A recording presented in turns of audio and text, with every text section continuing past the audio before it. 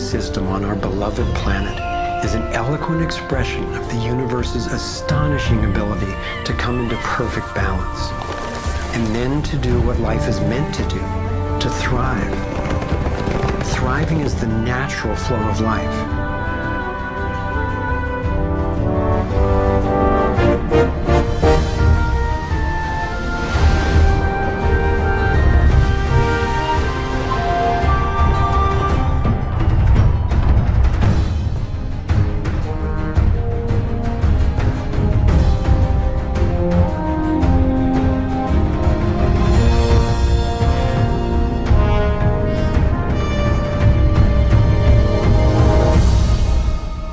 Consider what is surely one of the greatest wonders of all, how a tiny egg and a single irrepressibly plucky sperm can unleash a process that brings forth in the end another one of us. A being of vast ability and unlimited potential, with a brain capable of complex and soaring self-reflection, legs made to dance and run, fingers nimble enough to weave a basket, play a violin, caress a face.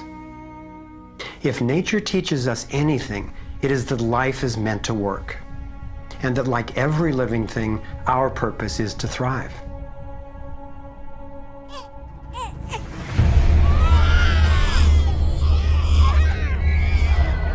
And yet, for the majority of people on the planet, life is not about thriving.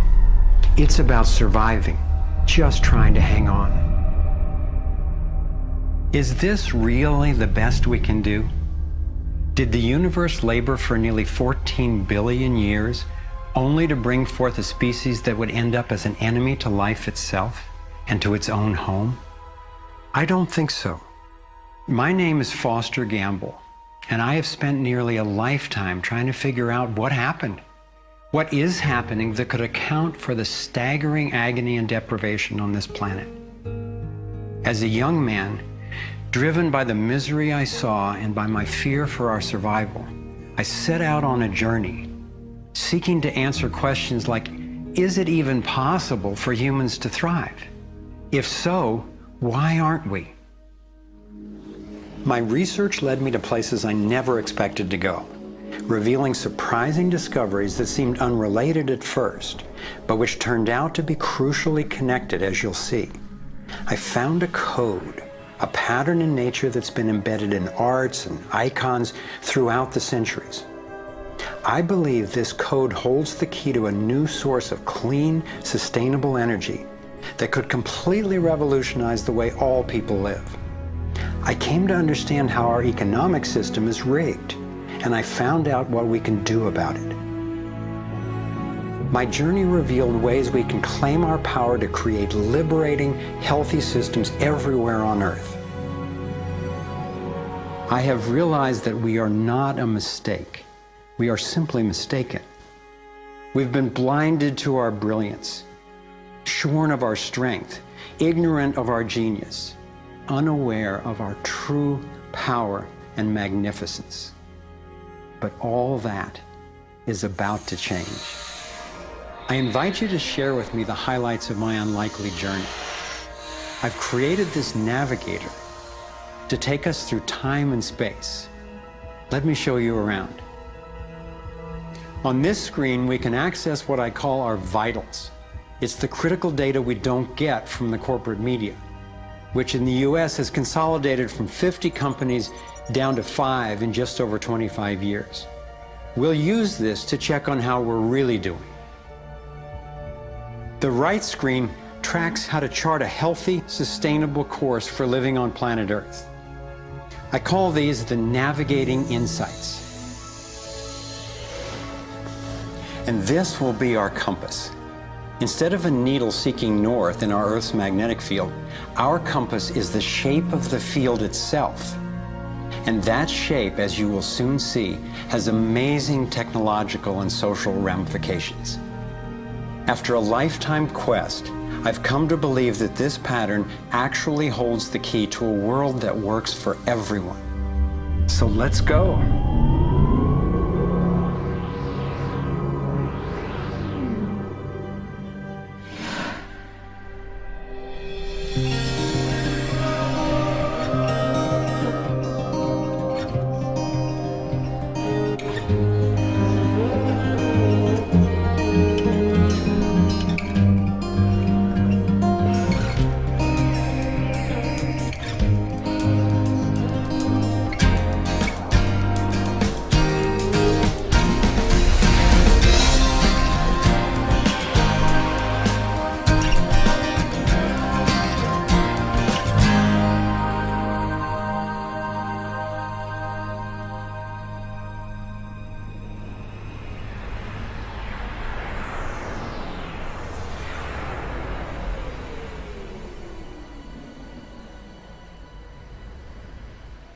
I grew up in a world of privilege and power, attending elite private schools and then Princeton University.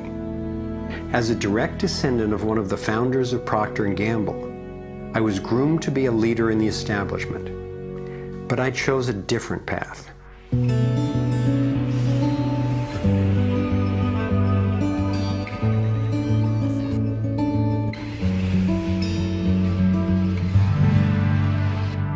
I began to wake up when I was in elementary school. Adults were teaching me that the way to protect myself from a nuclear explosion was to duck under my desk and cover my head.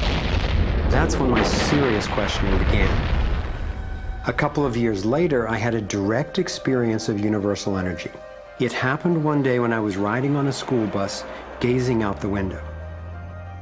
I had a vision of a whirlpool pattern, and I just knew that the flow of energy I was seeing was the same in an atom as in our entire solar system. I felt deeply that I, too, was somehow made of that same pattern. This vision was what originally got me into science, into trying to figure out how the universe works and how we humans fit into the overall pattern of life energy. Years later, I learned that the pattern I saw is known by some in the scientific world. It turns out that in 1921, Albert Einstein got a Nobel Prize for discovering that when energy is released in the universe, there are little packets of wholeness that emerge. This pattern actually tells us a lot about how life evolves. Considering the enduring wonders of creation throughout the universe and how unsustainable so many of our human systems are, I figured learning how the universe creates and sustains life would actually be quite useful. Each of these little packets of wholeness that Einstein discovered, called a quantum, is made out of its surroundings, but is distinct within it, like a whirlpool in water. These packets are always the same pattern, no matter what size, and they are surprisingly relevant to issues as seemingly disconnected as the wars in the Middle East, the global financial collapse, and how to achieve justice for everyone. We're about to explore how. Mathematicians call this pattern the torus. The energy in a torus flows in through one end, circulates around the center, and exits out the other side. It's balanced, self-regulating, and always whole. I was first officially introduced to the torus by scientist and inventor Arthur Young. Futurist Dwayne Elgin explains how the torus is the primary pattern that nature uses for life at every scale.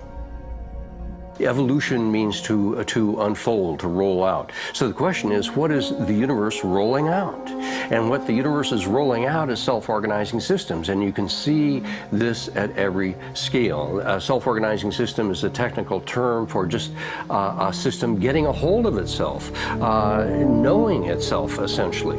And if we go to nature, we can look at and we can see these self-organizing forms throughout. We can see it in the cross-section of an orange, the cross-section of an apple. We can see it in the dynamic nature of a tornado. We can see it in the magnetic field around the Earth, a similar magnetic field around an individual. We can see it in the structure of an entire whirlpool galaxy. we can see it in the structure of a small atom. At every scale, throughout its entire history, the universe has one single project. It's growing toruses. The universe is a torus growing factory.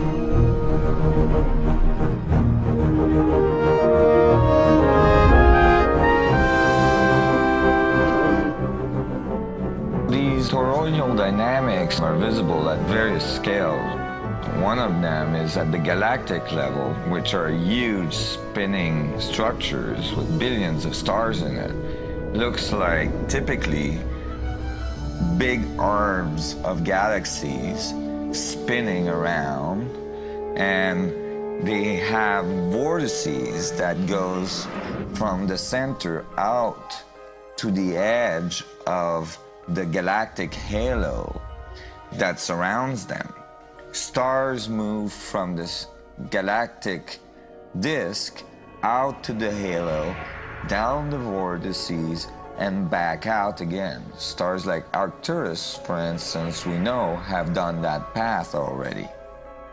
That's the appropriate description even for the atmosphere of our planet.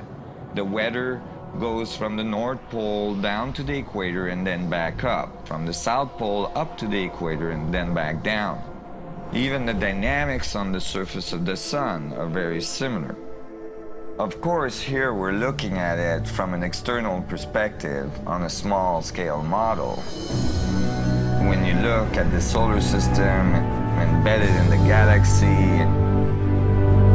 embedded in the cluster, embedded in the supercluster, we're traveling in this boundless sea of infinite torus flow.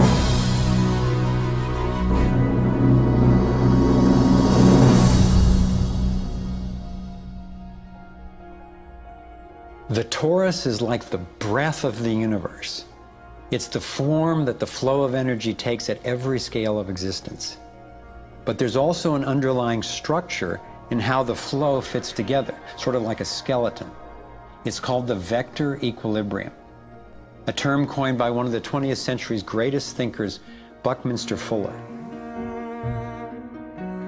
Inspired by Fuller's visionary work, I spent decades researching the dynamics of the vector equilibrium and the torus.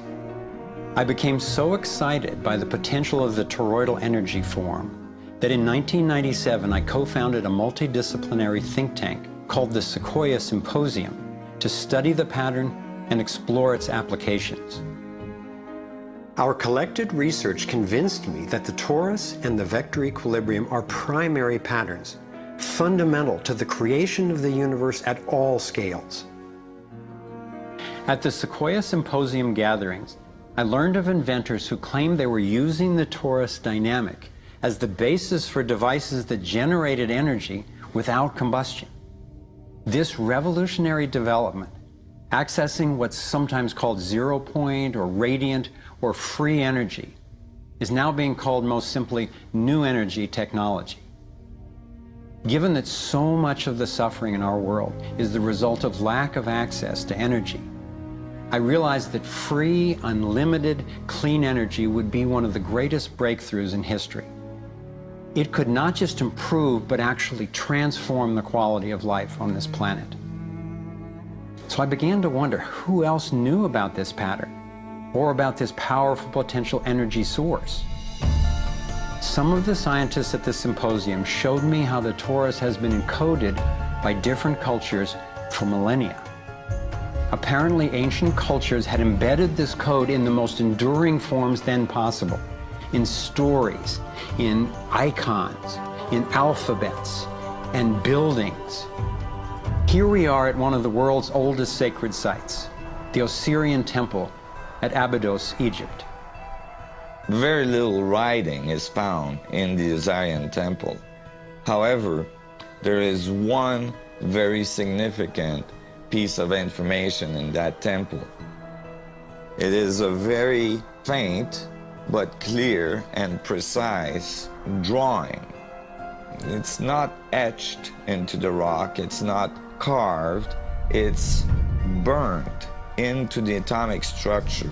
of the rock in some extraordinary way.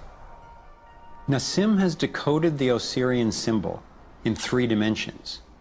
Since our world is not two-dimensional, it makes sense that codes relaying information about our world also wouldn't be limited to flat designs. His 3-dimensional version of the Osirian symbol starts with the vector equilibrium, a perfectly balanced force field with 12 equal energy lines radiating out. They stabilize its center like the 12 spokes of a wheel. The primary pattern of balanced energy flow around this structure is the torus.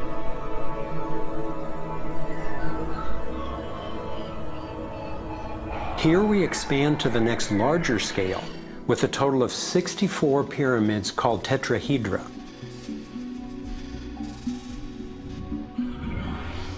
If we then put spheres in representing the toroidal energy field surrounding each of the pyramids, and then we drop away the pyramids,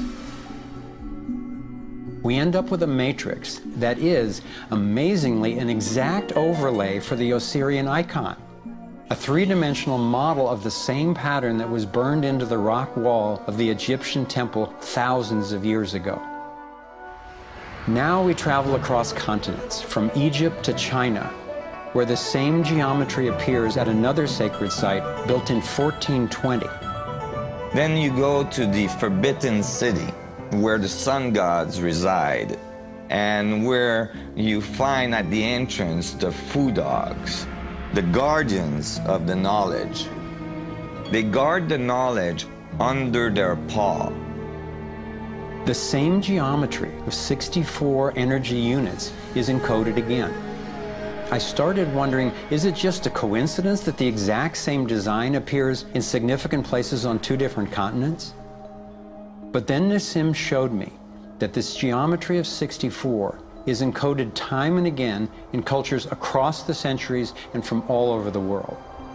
The Hebrew Kabbalistic tree of life creates the same structure we just saw, with the vector equilibrium again embedded at every level. The ancient Chinese system of wisdom called the I Ching is based on 64 hexagrams, symbols with 6 lines in a set, some continuous, some broken. These can be put together as the 6 edges of a tetrahedron, and together would form the 64 tetrahedron crystal.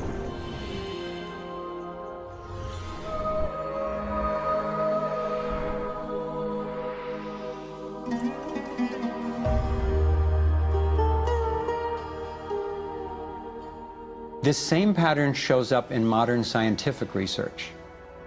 The double helix has an alphabet of 64 codons that are used to encode our human DNA. I had seen that there was advanced knowledge of the living geometry of the universe thousands of years ago, but how on earth did they know about it? Most of the stories of ancient Egypt and Mayan and Incas talk about sun gods coming to the earth and teaching them engineering and writing and all of their science. I started to wonder if all these sun gods were not advanced civilization coming from another part of our galaxy. These texts and many ancient cultures describe them as coming in flying boats, or in the Vedic tradition, flying machines, and so on. There is many mention of these sun gods coming through time.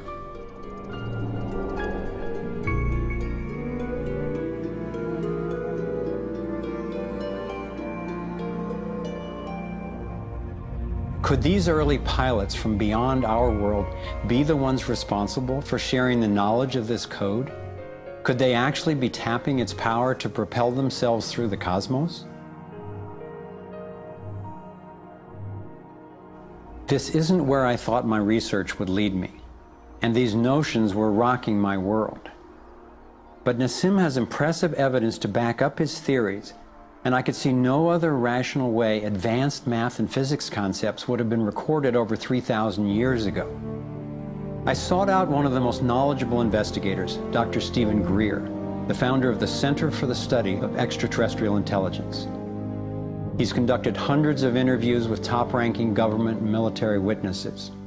And so when we talk about extraterrestrial intelligence, we're talking about civilizations that have reached the point of being sentient like we are, but whose technologies and perhaps social capabilities are such that they've been able to become interstellar or interplanetary civilizations. And when you look at the fact that the most conservative estimates are in the Milky Way galaxy that there are at least 10,000 Earth-like planets that have intelligent life on them, and that at least half of them are likely to be as advanced or more than ours, it's almost a certainty that there's intelligent life out there that have mastered the laws of the universe beyond what's currently taught at MIT and Caltech, to be able to transfer through space-time in real time through vast distances of interstellar space. We have over 4,000 cases where these objects have landed on terra firma and left physical evidence. We have over 3,500 pilot cases. We have hundreds of cases, including ones from the highest ranking investigator at the FAA, John Callahan, and numerous other operators where these objects have been tracked on radar going tens of thousands of miles per hour or dematerializing and then reappearing in another point in the sky. Yes, there have been ET visitation, there have been crashed craft, there have been material and bodies recovered. We have contact with aliens not originating from some foreign country, but from some other solar system. And I have been a party to that. There were documents that I have seen that refer to the Roosevelt having several instances of UFO flyovers, and particularly after they took on board nuclear weapons. And my SEAL told me, Jordan, this, what have you got in your log? This never happened. The crew going on duty and the crew coming off duty all saw the UFO just hovering in midair. It was a metallic circular object, and from what I understand, the missiles were all shut down. That means they went dead, and something turned those missiles off. Now, remember, all this stuff is flying at several thousand miles an hour. So this thing fires a beam of light at the warhead, hits it, and then this thing flies up like this. Meanwhile, we're all going like this, fires another beam of light, goes around like this, we're going like this, fires another beam of light, goes down like this, fires another beam of light, and then flies out the way it came in. And the warhead tumbles out of space. The feeling at the time was that it must have been extraterrestrial. They took the film and they spooled off the part that had the UFO on it, and they took a pair of scissors and cut it off. They put that on a separate reel, they put it in their briefcase, they handed Major Mansman back the rest of the film and said, here, I don't need to remind you, Major Mansman, of the severity of a security breach. We'll consider this incident closed. But who do you tell that you were involved in a UFO incident without them looking at you like you ain't wrapped too tight?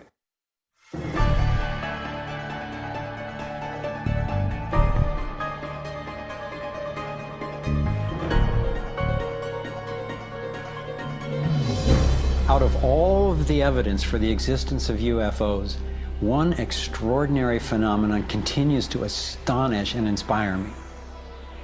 The appearance throughout the world of so-called crop circles. These elaborate designs appear mysteriously swirled into crops of grain in such a way that the stalks are bent over, yet remain alive. More than 5,000 of these patterns have appeared in over 30 countries, most of them in England. The media has led many people, including me at first, to write these crop patterns off as hoaxes, the nighttime work of a few pranksters. Of course, there have been faked versions, but those made by human hands are crude compared to the vast majority of these elegant creations. Could hoaxers have created all 5,000 of these patterns? Could a few people with ropes and boards have created something as complex and beautiful as this one, made in the dead of night in a driving rain and leaving no footprints in the soil? The electromagnetic field over the area where the crop's been laid down to create the image is often electrostatically charged. Some of these areas are littered with strange magnetic particles. One of the most amazing crop designs is not a circle, but a rectangle that seems to be a direct response to a message sent out into space in 1974. The message was a radio signal depicting our planet's location in our solar system and Earth's people, in hopes that it might be received and interpreted by an extraterrestrial intelligence. 27 years later, in 2001, this crop design appeared in England, along with what could be a self-portrait of the sender. This message matches the format of the NASA signal and describes a different solar system from ours, a picture of the sender, non-human DNA, and a microwave antenna they apparently used to communicate, rather than the radio antenna that we used.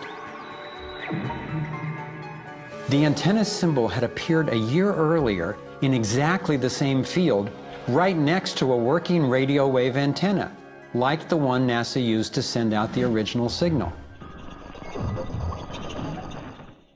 NASA continues to officially deny extraterrestrial contact of any kind.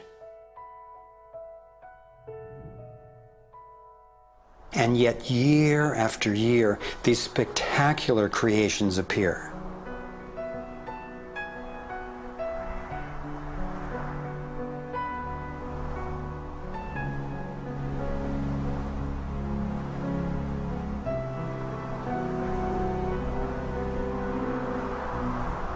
So what might these remarkable designs mean?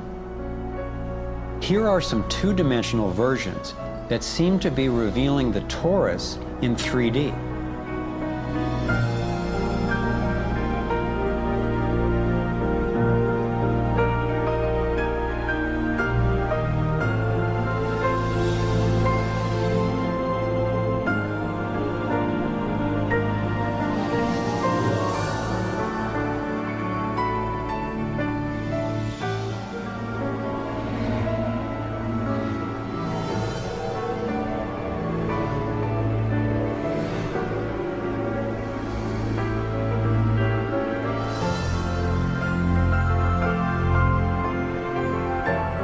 And here is the vector equilibrium.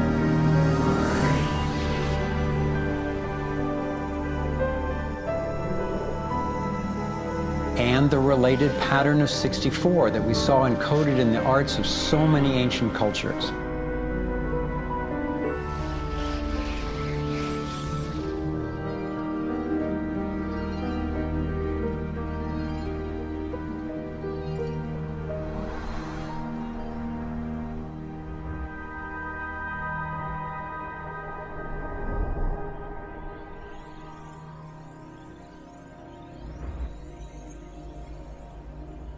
When I saw the coherence between the crop circles and the ancient encodings, I thought regardless of whoever created them and wherever they're from, there must be an important purpose to these designs. They're so coherent. I've come to believe that the pattern of the torus and the vector equilibrium, especially in the form of the 64 tetrahedron crystal, is showing us how energy works in the universe so that we can learn to align with it. I believe that they're giving us a model for accessing energy in a clean, safe, and limitless way, and a new means of propulsion. What more important message could there be to get to us, and especially now, from their perspective, as we're beginning to extend our careless reach beyond our planet? I got further confirmation of this notion when I met Dr. Jack Kasher, a former professor of physics at the University of Nebraska, who has also researched UFO phenomena. Presenting at a Sequoia symposium, Dr. Kasher showed a remarkable series of drawings by a woman named Lane Andrews, who claimed to have been invited onto an extraterrestrial spacecraft. I was startled to see her detailed sketches of the toroidal energy field that she said propelled the vehicle and protected the passengers. I subsequently interviewed James Gilliland. James has many hours of UFO footage from his ranch near Mount Adams in Washington State. He also claimed to have gone on board an alien spacecraft. What blew my mind was that he had never met Lane Andrews and had no knowledge of her experience, yet he described a phenomenon that was amazingly similar: numerous ships with spinning rings of light. Could it simply be coincidental that James and Lane described the same torus dynamic, and that both of these people have been harassed extensively by government and military agencies? To some, the idea of UFOs may sound crazy, and yet from another perspective, it is completely plausible. The Earth is about 4.5 billion years old. That's 4,500 million years old. What if there's another planet that's almost exactly like us? Almost exactly. 4,501 million years old. They're a million years ahead of us. And on a galactic scale, they're almost our twin brothers. So where are we going to be in a million years? We'll have solved all these problems, and there's another way, whether it's wormholes or warping space. There's got to be a way to generate energy so that you can pull it out of the vacuum. And the fact that they're here shows us that they found a way. This is a major shock to the human system that is in process. I understand why people in our generation, people who aspire to positions of political leadership, etc., never dare go near that question, because it's a worldview challenge. It's a fundamental worldview challenge. So here we are, a relatively immature species struggling with possible self-destruction.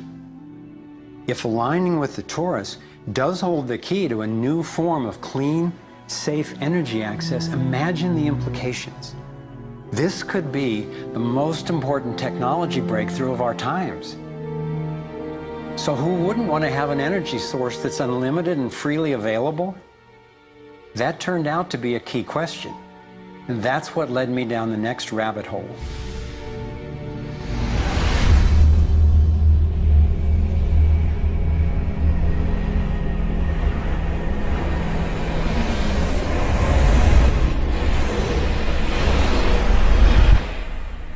It turns out that scientists as far back as the early 1900s have been developing alternative ways to access electricity without combustion. Nikola Tesla believed he had tapped into what he called radiant energy. Many scientists believe he was accessing what's now called free energy. But before Tesla could finish the project, his financier, banker J.P. Morgan, who had a monopoly on the copper used for electrical lines, recognized how Tesla's invention could transmit electricity without wires. He then shut down Tesla's funding. Tesla's lab was burned down and he was ostracized, all for trying to implement his vision of unlimited energy for everyone.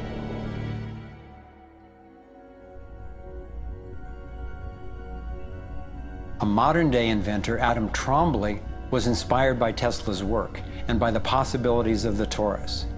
Trombley built a dynamo, a direct current generator that accessed electrical power right out of the air. We were trying to demonstrate that by mimicking the magnetic field of a planet and rotating this device, we could actually create a dynamo that would work. And in fact, it did work, and it does work. So when we contemplate nature, when we contemplate Jupiter, or we contemplate a dynamo like the Earth rotating in space, we're basically talking about a magnet which is rotating in space. And the lines of flux of the magnet are pouring down and through in this toroidal pattern of the magnetic field. It's also expanding and contracting.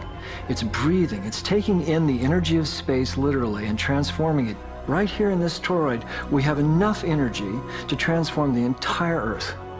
And that's not just a theoretical statement, it's literally true. To contemplate the implications of this means that every single place on Earth suddenly has power. Every single person on Earth suddenly has power. We have universal abundance. Trombley had been invited to demonstrate one of his generators at the United Nations and the US Senate. But these events were undermined by the first Bush administration. Then the device itself was taken in a government raid. Trombley's experience isn't unique. Almost every time I found an inventor with a promising new technology in the field of free energy, he told a similar story of suppression. Inventor John Bedini began working with Tesla's theories of radiant energy decades ago and has produced an assortment of battery charging devices that generate more energy than it takes to run them. He announced that he was going to start offering them at low cost. Soon after that, he was attacked in his lab and warned not to produce the devices. For his own safety, he had to let go of marketing free energy. These are all devices from labs I personally visited.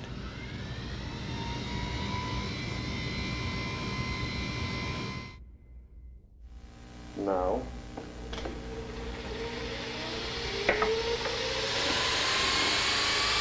Now, the quality of this footage is obviously poor, and I'm not expecting this to convince you. My point is that being there with these inventors, accompanied by experts, and seeing these new energy devices in operation convinced me that the technology is real.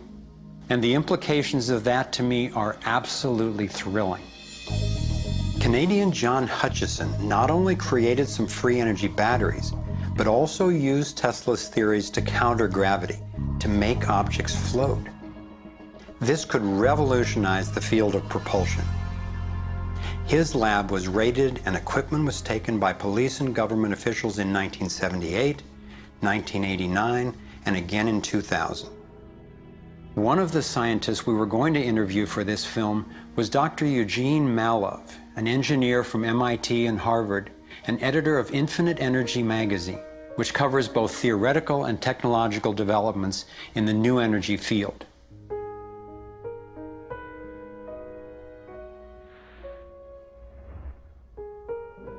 Dr. Malov was mysteriously beaten to death in 2004. If these inventors were all hoaxers and charlatans, I wondered, why are they being suppressed so consistently and so brutally? I asked free energy inventor Adam Trombley why he thought this technology was being suppressed, and if the UFO phenomenon was related. We've had major military people at great risk to themselves say, yes, these things are real. Why do you think the military-industrial complex doesn't want that statement to be made? Because you start thinking about what kind of technology is behind that. That's the bottom line. The suppression of UFO phenomena is hand in hand with the suppression of so-called free energy. The energy is extracted from the fabric of the space around us, which means it cannot be metered. That is a direct threat to the single largest industry in the world, energy. It's goodbye ExxonMobil, goodbye oil, goodbye coal, goodbye linear transmission of electricity through power lines, all that gone. Unfortunately, it's someone's $200 trillion piggy bank. The proven oil and gas and coal reserves are worth north of $200 trillion.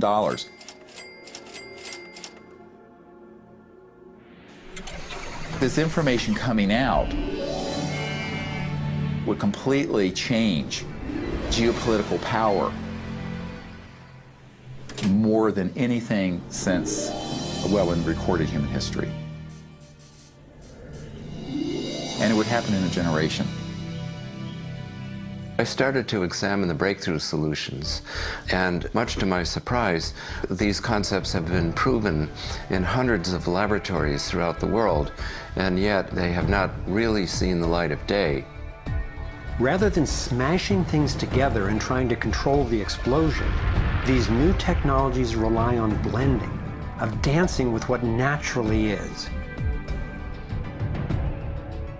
The common denominator of all the free energy devices I've seen is that they mimic, in one way or another, the torus energy shape. You don't have to believe in free energy technology to be concerned about the repression of ideas and inventions. I found myself thinking, what better way to justify our dependence on oil, coal, nuclear, and other dangerous and dirty technologies than to claim there are no better, cheaper alternatives? It was my beloved wife and creative partner, Kimberly, who kept bringing me back to the human implications of my scientific research. For me, as intriguing as the tourists and ETs and free energy are, the most compelling question was, would understanding these things really help alleviate human suffering in any way? And it turns out it can. So much of the pain on the planet has to do with the lack of access to energy. Can you stay warm? Can you get food and water? Can you get hospital care? All that has to do with energy access. If there is a fundamental pattern, which makes sense to me that evolution would be efficient in that way, and we can align with that pattern to create new technologies that will solve these problems, then it's worth it to me to open my mind to these socially taboo subjects. If the new energy technologies were to be set free worldwide, the change would be profound. It would affect everybody. It would be applicable everywhere. These technologies are absolutely the most important thing that's happened in the history of the world. So given the stakes, I decided to ask who's benefiting from suppressing scientific research? Whose wealth and power are threatened by access to clean, free energy? Who has a motive to set up a world where so few have so much and so many have so little? As an independent researcher, I followed one of the cardinal rules of investigative journalism. If a story doesn't make sense, follow the money.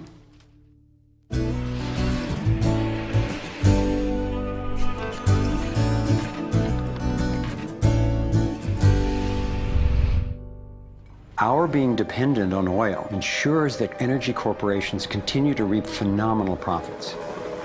I see them committing huge resources to undermine energy alternatives, to control global reserves, and to maintain high oil prices. They have enough money and influence to suppress anything that might threaten their monopoly. So who's behind the huge energy corporations? The Rockefellers' oil empire got started in 1870 when John D. Rockefeller founded Standard Oil and became America's first billionaire. Standard Oil has since morphed into ExxonMobil and others. And the Rockefellers control our food as well. They were primarily responsible for the global shift to large-scale petroleum-based agriculture. I remember the so-called Green Revolution of the 1960s and 70s.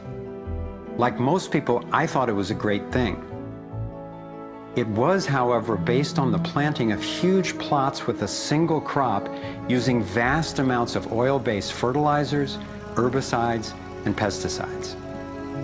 The Green Revolution was the brainchild of the Rockefeller Foundation's Natural Science Division in partnership with large agricultural corporations. Petroleum-based agriculture provided vast new profits for the oil industry, but never lived up to its promises of ending hunger and promoting health.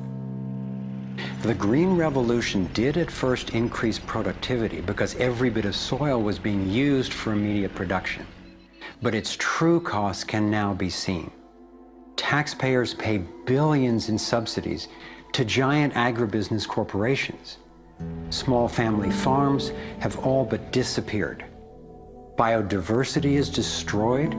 Toxic chemicals poison farm workers and pollute the land, water, and our food supply, endangering the health of us all. As of 2010, approximately 1 in every 7 people worldwide did not have enough to eat. The giant corporations who had brought us chemicals for chemical industrial agriculture, and they were talking about 3 instruments to consolidate the food chain. The first was genetic engineering as a way of control. The second was patenting seed and patenting life as a way of control, declaring seed to be private property, treating the saving of seed by farmers as a crime, as a theft of intellectual property. And the third was so-called free trade treaties that would rob ordinary people, farmers, growers, of their freedom to save seed. The design of terminator technology to create sterile seed in order to impose even more dependence of humanity on a handful of corporations is the ultimate step in this. We are, through what we are doing with seed, literally for the first time, creating a new colonization, which I call the colonization of the future.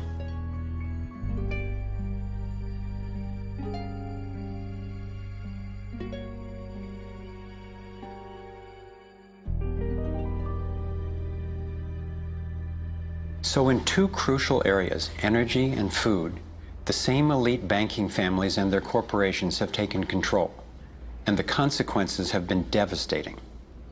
For me, it was overwhelming at first to discover such a monopoly of influence, but I knew it was important. Like learning you have a tough but treatable disease. It helps to understand what's causing it and how it operates if the goal is to cure it. So I continued my investigation. If oil and food are controlled by the big banking families, where else does their influence show up? As I followed the money, I began to see this same pattern of control in just about every area of our lives. And I always found the same families in charge, either directly through their banks and corporations or indirectly through their major foundations. Again, it was the Rockefellers who created the National Education Association with help from the Carnegie Foundation and later from the Ford Foundation. What the captains of industry wanted from our schools was an obedient and docile workforce who would be manageable employees and eager consumers. Schools are to establish fixed habits of response to authority. That's why it takes 12 years. You're to respond reflexively when anyone in a position of authority tells you what to do. Like education, health is yet another area dominated by big money and corporations. The American Medical Association, for example, is largely funded by the Rockefellers, who use their funding to influence AMA research and decision-making. The average MD in 4 years of medical school takes one course in nutrition, 2.5 hours in many cases, and the materials used, the curriculum materials, are supplied by the National Dairy Council and the National Livestock and Meat Board and other industries, including the Sugar Association, with products to sell that actually undermine our health in the first place.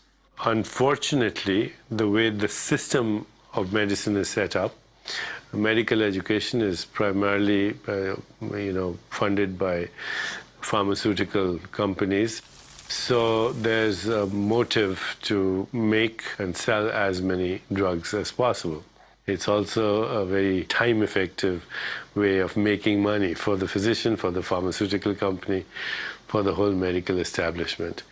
But it's really perpetuating the problems it was meant to alleviate. Side effects may include nausea, dry mouth, and constipation. Decreases in white blood cells, which can be serious. Sexual side effects, diarrhea, nausea, and sleepiness. Can lead to coma or death.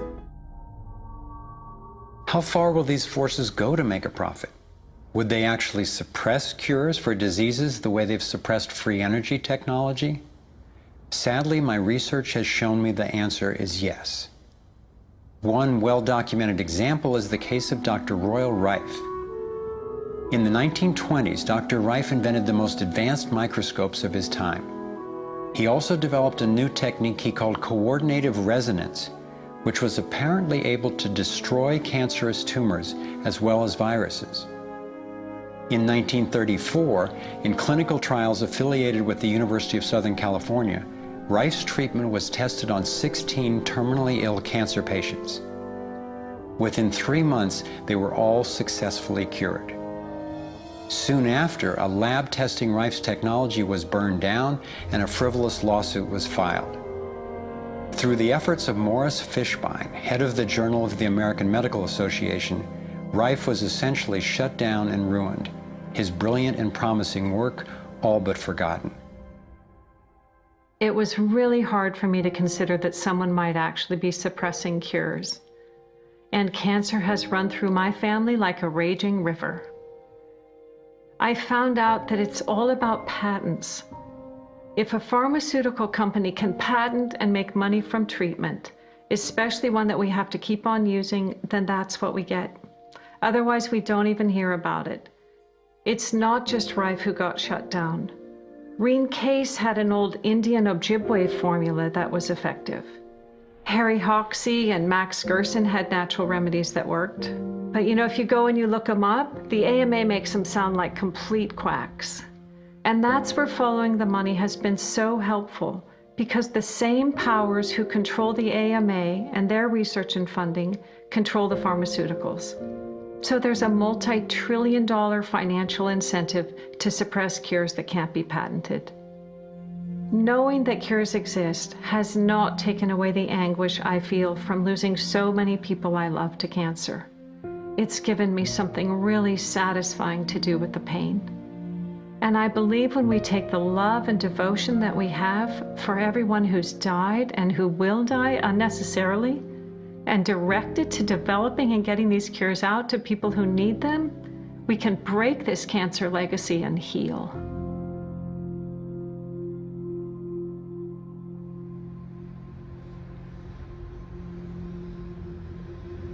As difficult as it was for me, I have come to an inescapable and profoundly disturbing conclusion. I believe that an elite group of people and the corporations they run have gained control over not just our energy, food supply, education, and healthcare, but over virtually every aspect of our lives. And they do it by controlling the world of finance, not by creating more value, but by actually controlling the source of money. When I followed the money, I found that it took me up the levels of a pyramid. Here we are at the bottom level going about our daily lives. Above us is government, people who are given a monopoly on force and use it to tax and control us whether or not we agree. But who controls them? At the next level are the corporations. Many would say that it is now corporations and not nation states that rule the world. They call it a corporatocracy. To acquire the world's resources and control the markets, this corporatocracy must have access to cheap money. The big corporations get their loans at special rates from the big banks, which means that those who control the major banks, the moneyed elite, ultimately control the corporations. As I've followed the money, I've learned that almost everything I once believed about money is simply not true. It's interesting how few questions we actually ask about very everyday things, like when we go into a bank and we ask for a loan of, say, $50,000, £50,000, what actually happens? You see, most people live their lives based on a kind of vague image of what happens. What actually happens is you ask for £50,000, they type into your account £50,000. That's all they do. They don't mint any coins, they don't print any money, they don't move any precious metal anywhere, they just put £50,000 into your account on a computer screen. From that moment, you start paying interest on money that has never, does not, and will never exist. It turns out that banks actually have about 9 times as much money loaned out as they have on reserve in their vaults. This is possible because of what's referred to as fractional reserve lending.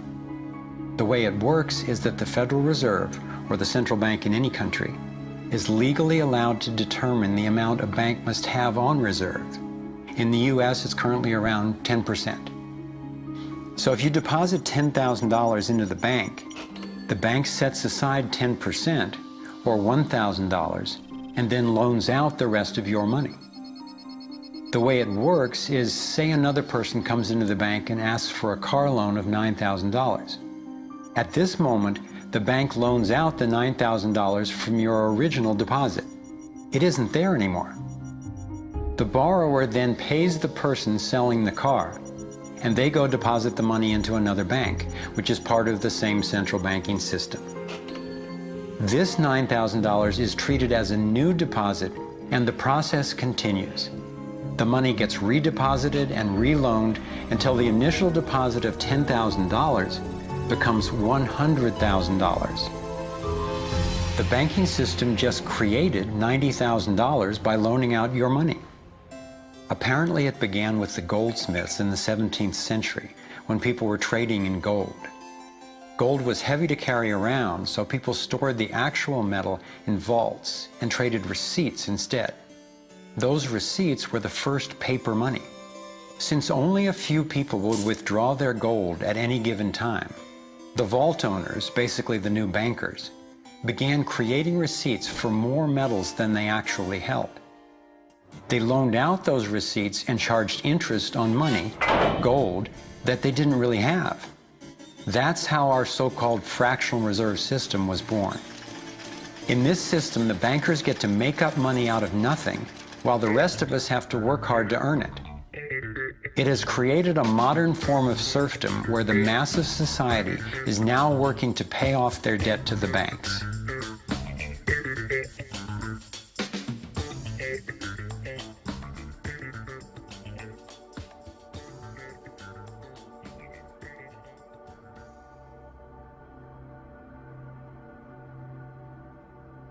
Under this fractional reserve scheme, we inevitably become debt slaves to a ruling class of financial elite, not because they are better or smarter than anyone else, but because they have rigged the system to benefit themselves at the expense of most people on the planet. Catherine Austin Fitts is an expert on this issue. She was an Assistant Secretary of Housing and Urban Development under President George Bush Sr., and then an advisor to the Clinton administration. Let's set up a game of Monopoly and you want to buy Park Place. What I can continually do is just print money, give myself more money, lower the value of your money by printing more. No matter how hardworking you are or how successful you are, I can always end up buying you for free. So how come if you or I make up money, it's called counterfeiting, but if the banks do it, it's increasing the money supply? How did the banks get this power? This is Jekyll Island, where in 1910, representatives from the Rockefellers, Rothschilds, Morgans, and other private bankers gathered secretly to draft the legislation that would create the Federal Reserve. Ed Griffin literally wrote the book on what happened at Jekyll Island. Central banks are banking cartels which have gone into partnership with the respective governments in the countries where they operate. And they've been given monopolistic power over the creation of the nation's money supply. That's what the politicians handed to them as a gift, you might say, for the partnership. Now, in return, what did the bankers do for the politicians? They promised to create money out of nothing, now that they've got this legal power to do it anytime the government needs it. And since 2008, we've witnessed the greatest fake money printing run in recorded history. This financial sleight of hand disguises the costs, hides who's to blame, and leaves us as debt slaves working to pay off the bill. I found it revealing that in the same year the Federal Reserve was founded, 1913, the Internal Revenue Service was also established. An income tax was then instigated so you and I would have to pay the politicians' debt plus interest to the bankers. The problem is we have a privately owned central bank system in the United States disguised as a government-owned system. Now, if you look in the telephone book here in the Washington, D.C. area, you look up for Federal Reserve in the blue government pages, it's not there.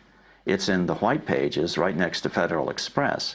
It's a privately owned central bank. What is the proper relationship, what should be the proper relationship between a chairman of the Fed and a president of the United States?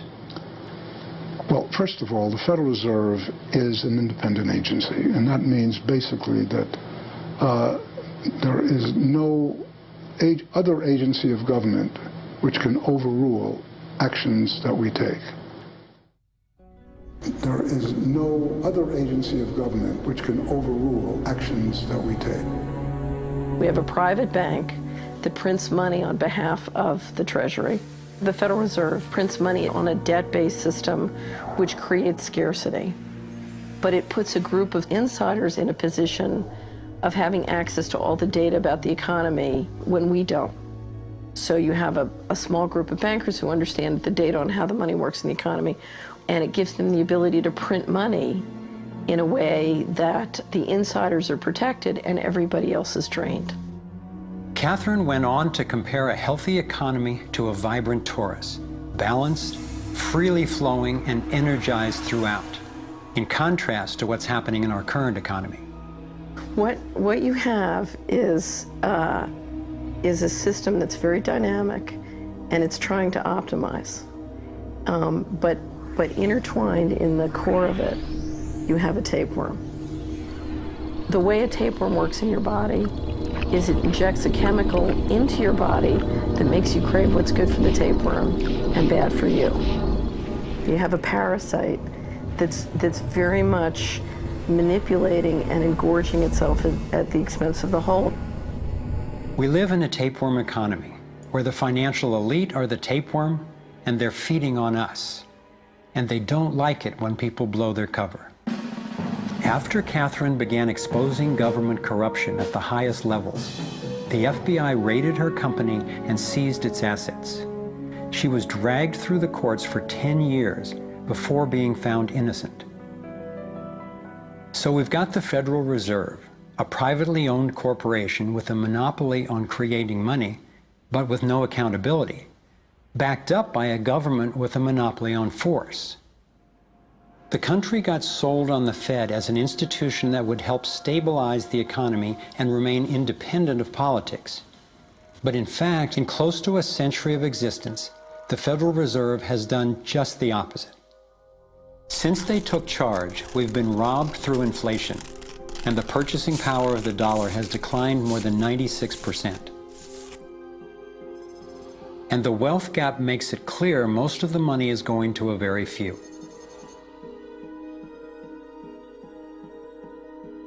Only 16 years after the Federal Reserve was in power, America experienced the Great Depression. My research revealed that before the big crash in 1929, the elite bankers pulled their money out of the stock market. After the crash, they used that money to buy up cheap stocks and smaller failing banks for pennies on the dollar. Among the bankers who consolidated their wealth this way were the Rothschilds, Rockefellers, and Morgans. A similar scenario played out in the 2008 financial collapse, with the same bankers benefiting. In the years leading up to the collapse, the biggest banks, including Bank of America, Citigroup, and Chase, controlled by the Rothschilds, Rockefellers, and Morgans, were bundling and trading bad loans that they knew would eventually fail. It's like putting rotten oranges in a box and selling them as grade AAA. The bundlers of the debt knew it was only a matter of time before someone would open that box and see that the content was worthless, since they were the ones who packed the boxes in the first place. When the rotten oranges, what we hear about as unsound loans, derivatives, and credit default swaps, were finally discovered, everyone was impacted. People lost their homes, their jobs, their businesses, and their retirements. Meanwhile, the biggest banks who created the problem in the first place were the ones who got bailed out. Why's that? Why would the Federal Reserve give trillions to the banks, even though the majority of Americans were against bailing them out? And why not help those most in need rather than the perpetrators of the financial collapse? My research led me to believe that the same people who created the Federal Reserve, the Rothschilds, the Rockefellers, and the Morgans, still control it, and they use this scheme to bail themselves out at our expense. Many of the banks created are still the most powerful lobby on Capitol Hill, and they, frankly, own the place. I'm convinced that the near collapse of the economy in 2008 resulted from an orchestrated pump and dump scheme designed and executed by the big bankers to consolidate wealth and power. David Icke explains how he sees the Federal Reserve rigging the so-called business cycles. Stage one, it's like throwing a fishing line out. Stage one, you put lots of money, units of exchange, into circulation. You do this by pushing interest rates down, by making lots of loans. This is the part of the cycle we call a boom. Because there's lots of units of exchange in circulation, there's lots of money changing hands. That generates lots of economic activity. That generates jobs. And as more and more money is spent, there's more demand. So companies take out more loans of fresh air money to increase their production. people get confident in their everyday lives. Hey, you know, I work for this company, they've got lots of orders, it's really going great, my job's safe, I tell you what, we can have a bigger house. Then they start to change it. What they do is they pull the fishing line in. They push interest rates up. Now, fewer people, are taking out loans, and they make the criteria for having a loan from the bank stronger anyway. And also, now, as interest rates have gone up, a larger part of people's income is going to pay back the extra interest and not being circulated in buying things. Suddenly, there's nothing like as much money in circulation, and therefore, fewer things are being bought. Companies start to go down in terms of their profits, they start to shed jobs, and they start to go out of business. People lose their jobs, they can't pay the mortgage anymore of the big house they took out in the good times.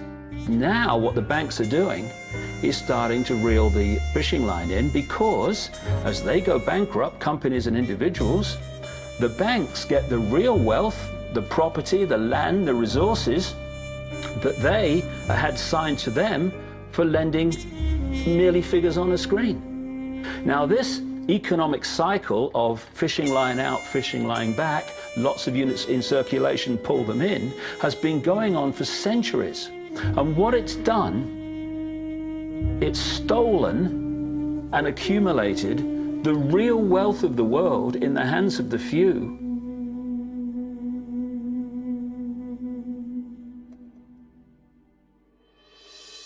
At the international level, central bankers use the World Bank and the International Monetary Fund to make more money while exploiting the resources of countries they lend to, bankrupting them in the process.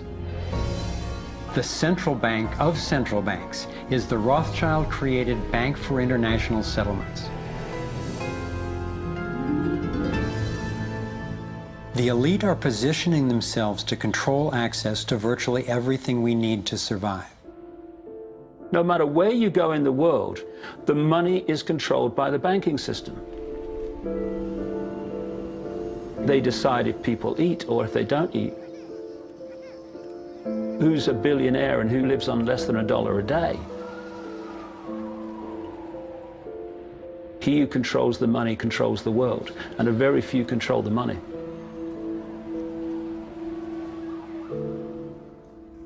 At this point, my view of the world had been turned upside down. I was struggling with the realization that the failure and suffering of so many is actually success and fulfillment for a few. The elite central bankers who fooled the world into letting them create money. They already have vast fortunes, so what is their end game? What is their ultimate agenda?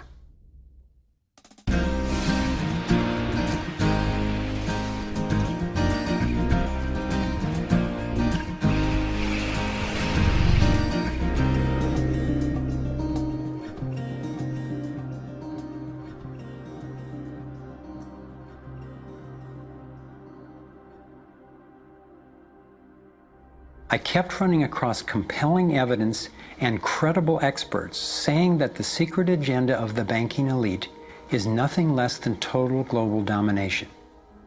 At first, I resisted the idea, but I was committed to finding out what was keeping us from thriving, no matter where it might lead. One night I woke up at 3 a.m. with the burning question: if this small group wanted to dominate the entire world, what would they need to control to accomplish it? I jumped out of bed and started making a list. First and foremost, they'd have to control money, and they do. Controlling money allows them to run everything else. They'd need to control energy, and they do. They already control big agriculture and world trade. They're buying up water supplies worldwide. They've got health in their pocket, and they're trying to suppress natural alternatives. Mainly, they'd have to control what information we'd get and how we'd react to it. In America, the internet, our greatest tool for communication and grassroots organizing, is currently not controlled or censored, but its open status is being attacked from all sides. Governments, corporations, and the United Nations are all attempting to take control. For complete domination, dissent has to be controlled. They'd need to take away our rights, spy on ordinary citizens, and track every aspect of our lives. As the day dawned, I knew that a powerful elite had almost everything set up to rule the world. And I had the frightening realization that Big Brother is not just coming, he's here now. We are already in the Matrix, so how do we get out? To envision that, I realized I needed to discover what their ruling structure looks like and how it works. A relatively small group of families, especially the Rothschilds, Rockefellers, Morgans, and Carnegies, along with the Harrimans, the Schiffs, and the Warburgs, have been leading the controlling elite in the West for generations. I'm not implying that every individual in these families is aware of or active in the global domination agenda. However, I'm convinced the heads of these dynasties control the corporate and banking interests that carry out the sinister scheme that is destroying so many lives. Those secretly driving the agenda have been known by many names. Leaked reports confirm that they meet throughout the world, behind closed doors, to discuss their agenda. Then, like clockwork, their plans begin to show up in the media, finance, corporate, government, and military arenas. Of course, not everyone involved in these groups is in on the decision-making. There is a hierarchy of knowledge and participation.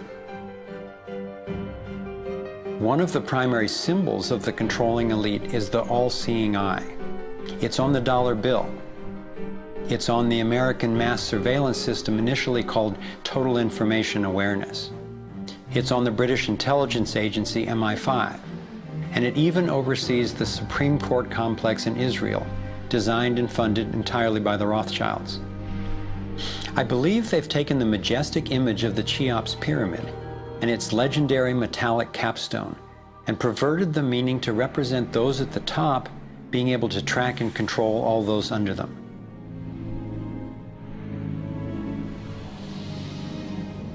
One of the painful ways this information has been used is by people who want to promote anti-Semitism.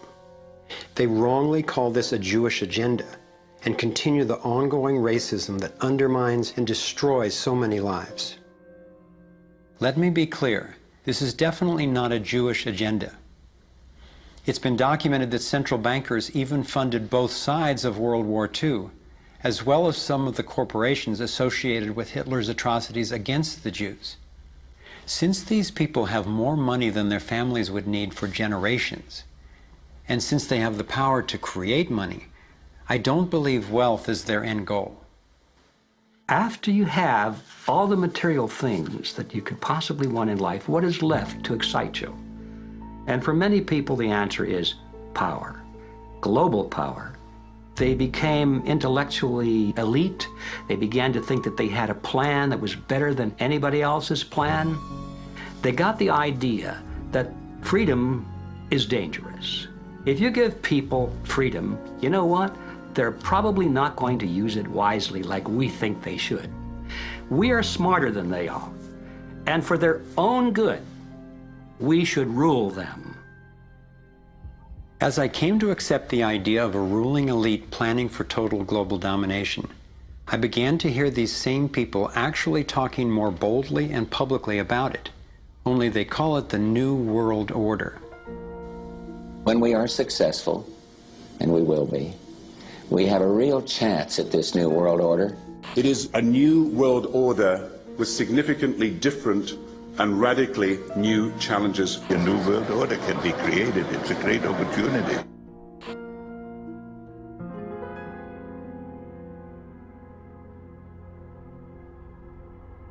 Given the condition of our world, a new world order can sound like a great idea. But I had to distinguish between what I was discovering about global domination, a one-world government run by an elite few, and the reality of our global interconnectedness, which is the realization that at a fundamental and even spiritual level, we are not separate, we are all connected. But the agenda for global domination is really the exact opposite. It's a divide and conquer strategy to keep us all pitted against each other, thinking that it's the Democrats or Republicans, the liberals or conservatives who are the problem, when both parties are ultimately serving the same plan. I believe we're heading toward a totalitarian world authority, actually a military dictatorship, run by a tiny elite who have all the power and make all the rules. If they succeed, there'll be nowhere to run, nowhere to hide. Think about it. The whole notion of conspiracy has been so ridiculed that it's socially challenging just to consider it. And there's always a reasonable sounding story to explain any one incident on its own. I personally used to try to justify how the same people consistently ended up with more money and more control by thinking they must just be taking advantage of the situation, but not actually causing it.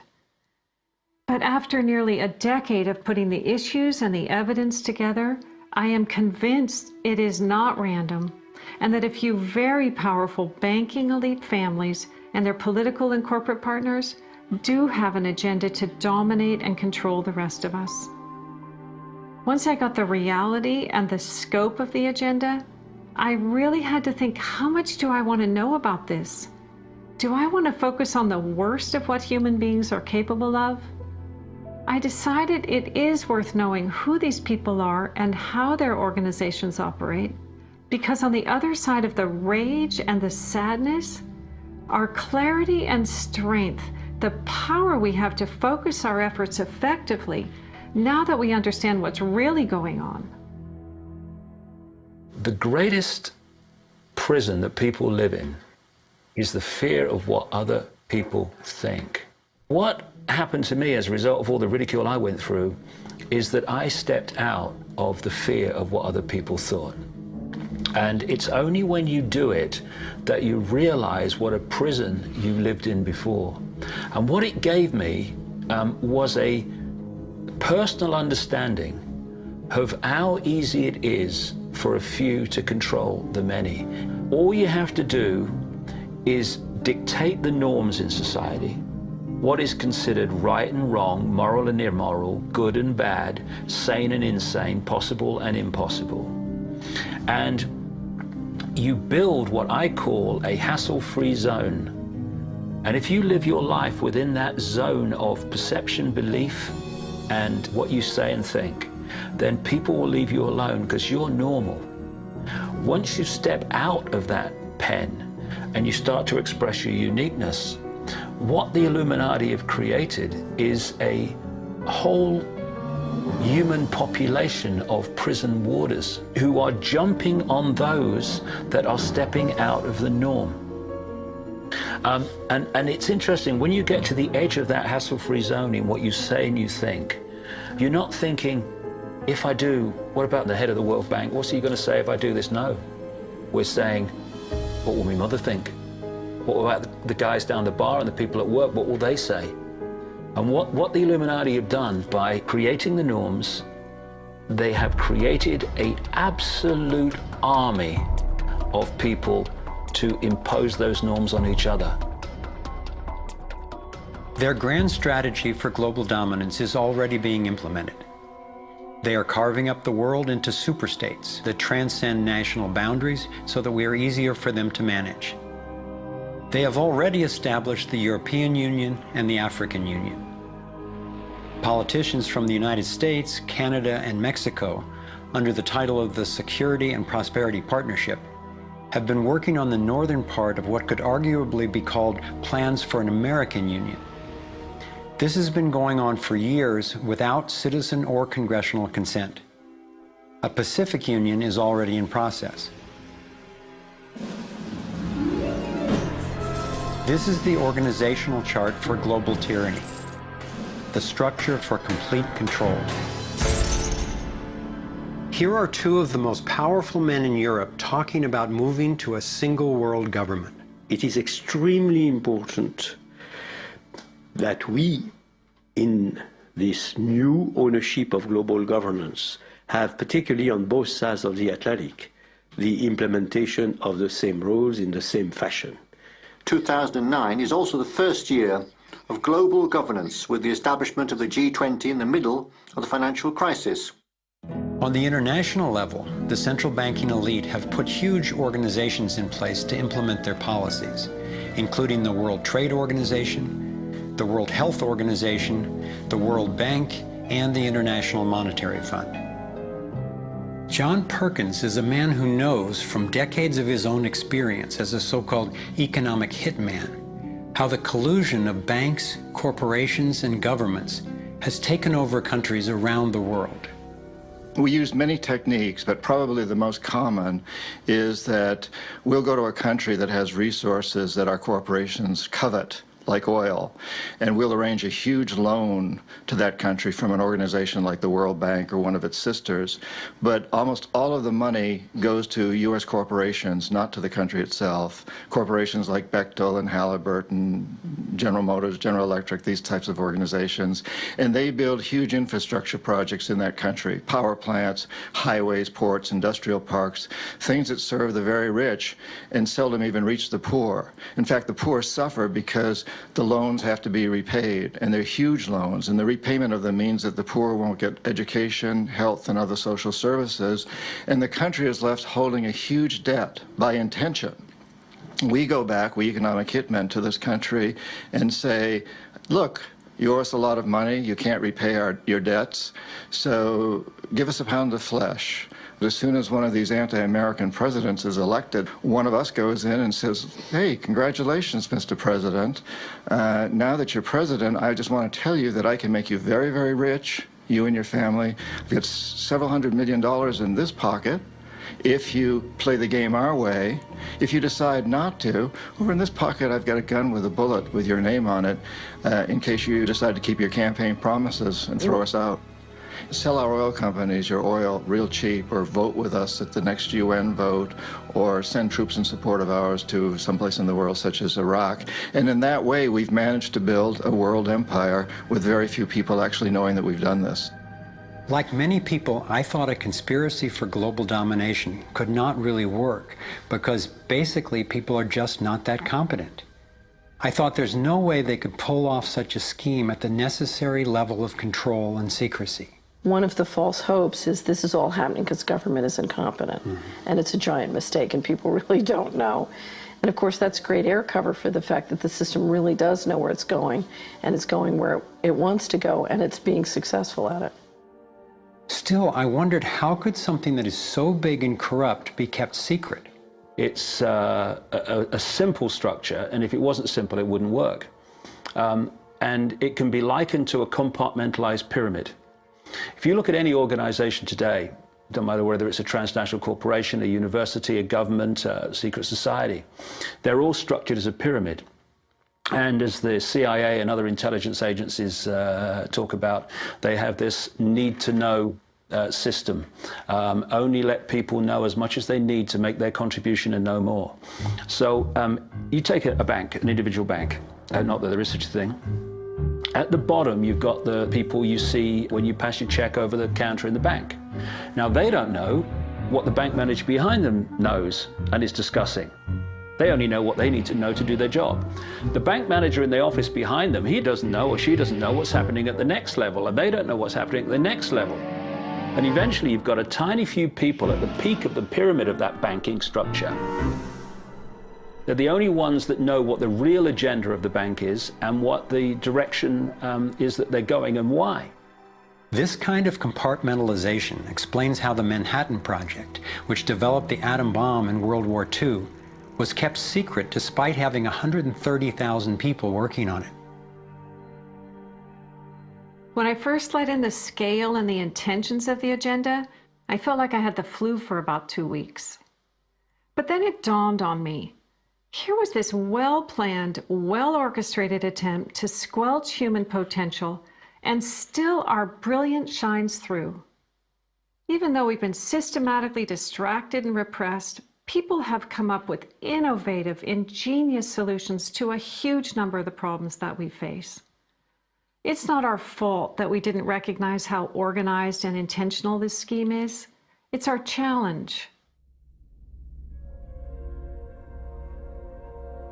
I looked at the kind of world the controlling elite have already given us, and I had to ask, what kind of world would we be living in if they had absolute and complete domination over everyone, everywhere?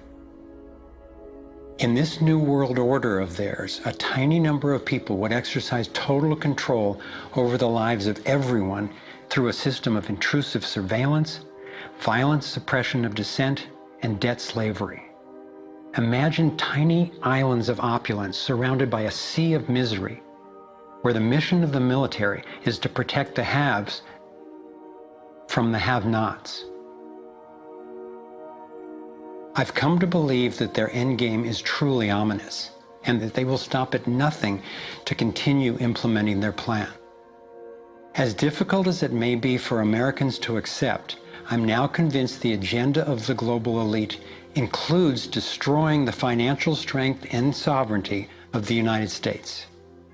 With its history of free speech and armed revolt, America represents the major hurdle to global consolidation of power. If they can succeed in bringing down this country, I believe the international elite intend to transfer the power and productivity of Americans to their one-world dictatorship, gradually taking over our lives in what David Icke calls the totalitarian tiptoe. Think about it. They've got us so deep in debt we can never repay it. They're collapsing the dollar, and they're attempting to replace it with a global IMF currency. This press for a global cashless electronic currency would enable a central authority to financially disable any individual or group in an instant. Now, for the first time in history, international taxes are being proposed under the pretense of addressing climate change. Like a Trojan horse, the suggested treaty unveiled at the 2009 Copenhagen Climate Conference appealed to our concern for the environment while distracting us from the fact that this unprecedented carbon tax would be paid to the World Bank and enforced by global police. There are ways to address our obvious need to curtail pollution without creating a tax base for tyranny. You want to change society in a way that you know that if you do it openly, you know you're going to get an adverse reaction. So you don't do it openly. You play problem, reaction, solution. Stage one, you create a problem. It could be a terrorist bomb, it could be a 9/11, it could be a run on a currency, it could be a stock market collapse, a government collapse. You tell the people your version of A, who did it, and B, why. And at this point, problem, reaction, solution would fall down if we had a media that was in any way related to journalism. Instead, the mainstream media is a public relations office for the official version of events. Turns out President George W. Bush was right about Saddam Hussein hiding weapons of mass destruction. The virtually only way or source of information that the public have about this event is from the mainstream media. And what they're looking at stage two of problem, reaction, solution is the reaction of outrage, of key fear. And they want the public to say to the government, something must be done, this can't go on, what are you going to do about it? And this allows stage three, which is those who've created the problem, glean that public reaction with a false story, to then openly offer the solutions to the problems they have themselves created. The idea of using tragedy, manufactured or simply utilized, was deeply significant in my finally understanding how far these people will go to achieve their goals. It's a documented fact that we entered the Vietnam War under false pretenses. Former Secretary of Defense Robert McNamara has acknowledged that the attack on a ship in the Gulf of Tonkin didn't actually take place. Our judgment that we've been attacked that day was wrong. It didn't happen.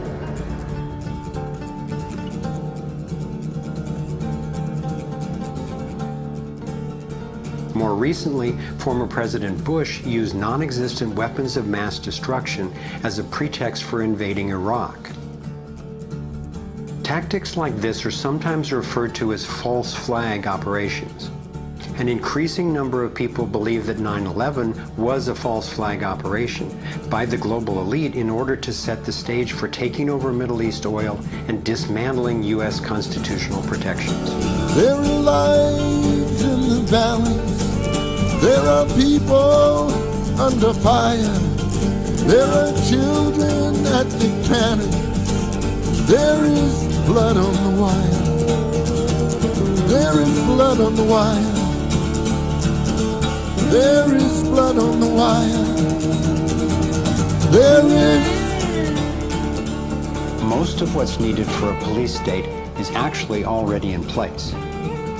Right now in America, any of us can be imprisoned without warning or due cause, and we can be kidnapped, tortured, and assassinated legally if the government decides what we are doing is a threat to their plan. All they have to do is name us as a suspect in their so-called war on terror. We're being watched more and more. In 2010, there were 30 million surveillance cameras recording us in the US alone. When we demonstrate, we're now relegated to what are euphemistically called free speech zones. Zones for free speech? Every phone call and email we send is collected and archived and can be inspected at any time. Our driver's licenses and passports have computer chips implanted in them to track our every move. And now hospital patients are getting these same chips implanted under their skin. In fact, it was Procter & Gamble who developed these chips, initially for tracking their products. It's always offered as a way to help, but even an assistant director of Central Intelligence has admitted it's an entry point to getting all of us chipped for better tracking and control. These would-be controllers, through the U.S. Space Command, have outlined a plan called full spectrum dominance. Sophisticated satellite surveillance, as well as directed energy and laser weapons, which are already developed, have the ability to target dissenters anywhere on Earth. I believe they are also trying to ensure they can deal effectively with any resistance. FEMA containment camps and railroad cars with shackles have been recently constructed or refurbished all over the United States for use in what officials call times of pandemic or civil unrest.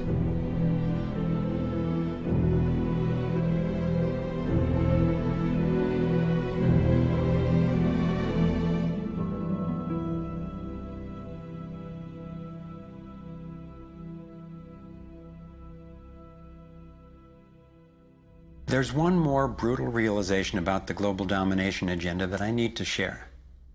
This was a horrible one for me to grasp, but without it, this inquiry would be dangerously incomplete, and our solution strategies would be inadequately informed. In my research, I came across convincing evidence that their plan actually includes the elimination of the majority of the world's population. As sick as it sounds, it makes sense that they would be better positioned to succeed in their quest for absolute control if there are fewer of us to manage. Every time I've thought they wouldn't do that, I discovered I was wrong. I found startling documentation that eugenics is one of the core pillars of their plan. Eugenics is the practice where some people get to decide who's worthy to breed and who's not. Sterilization is one of the many insidious ways this covert plan is being implemented. In 1904, the Carnegies funded the first eugenics laboratory in Cold Spring Harbor, Long Island. The Rockefellers funded involuntary sterilization of people of color through their eugenics programs and funded the Kaiser Wilhelm Institute in Germany to further the racial supremacy agenda later adopted by Hitler. In 2007, the U.S. Department of Agriculture and Homeland Security funded a proposed project to aerial spray over 7 million people in urban areas of Northern California. After citizens organized against the plan, officials were forced to reveal that the spray included multiple toxins that can cause disease and disrupt the reproductive cycle. Fortunately, civil resistance stopped the project. The U.S. government has been caught over 30 times covertly experimenting with toxic chemicals on its own citizens, from soldiers, prisoners, and Native American reservations to entire towns and counties. Mass covert sterilization of women and girls, usually using secret additives to vaccines, has been exposed in Brazil, Puerto Rico, Nicaragua, Mexico, and the Philippines.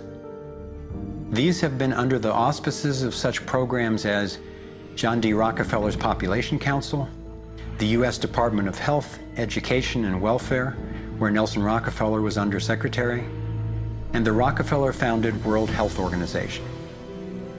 Novartis and Syngenta, in cooperation with the U.S. Department of Agriculture and the Department of Defense, have field-tested a spermicidal strain of GMO corn that would render male consumers infertile. This was quietly announced as a contribution to the world overpopulation problem. The list goes on and on. Right now, global human fertility is plunging. I'm convinced that this is no accident. For me, being willing to consider and research a direct depopulation agenda was critical to my getting the whole picture and to generating responses that could be sufficient to the task we face. I know this may sound crazy, but imagine that it's 1932 and we're in Germany. If I told you that in the next decade millions of people would be exterminated, you would say impossible. No one would do such a thing.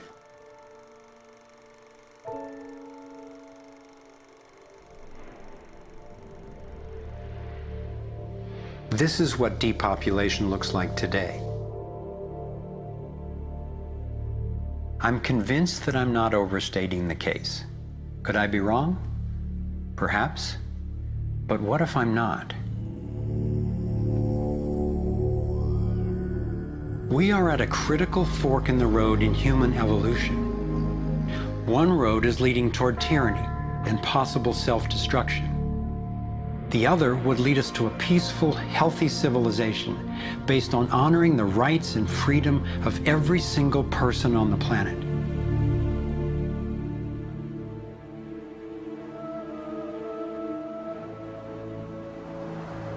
To set off in this new direction, it's up to you and me to clear that road. The time has come to say, enough. There is another way. I believe that together we have the knowledge, the resources, and the solutions to meet that challenge.